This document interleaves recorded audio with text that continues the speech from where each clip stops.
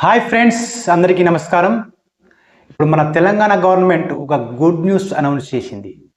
అది ఏమిటంటే రేషన్ కార్డుల ఈకేవైసీని మరొక నెల పాటు అంటే ఆగస్టు 31 వరకు ఎక్స్టెండ్ చేసింది.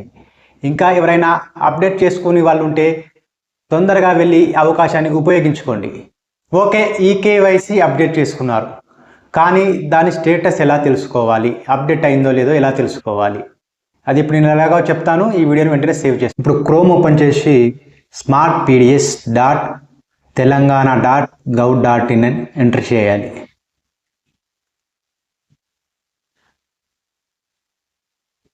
తర్వాత మనకి ఇలా ఓపెన్ అవుతుంది ఇంటర్ఫేస్ అనేది.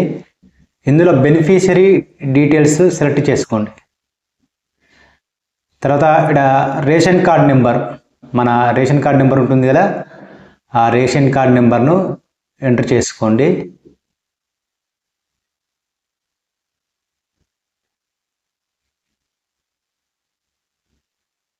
కింద క్యాప్చా ఉంటుంది, క్యాప్చా కూడా ఎంటర్ చేయండి. నెక్స్ట్ మనకి ఇలా వస్తుంది మన డీటెయిల్స్, మన ఫ్యామిలీ మెంబర్స్ ఎంతమంది రేషన్ కార్డు యాక్టివేట్ అయి ఉందో ఇలా చూపిస్తుంది. Female male activate status activate అని ఇలా చూపిస్తుంది. నెక్స్ట్ వచ్చేసి మన ఆధార్ కార్డ్ నెంబర్, అది కూడా అప్డేట్ అయ్యి ఉంటుంది కాబట్టి అది కూడా ఇందులో చూపిస్తుంది.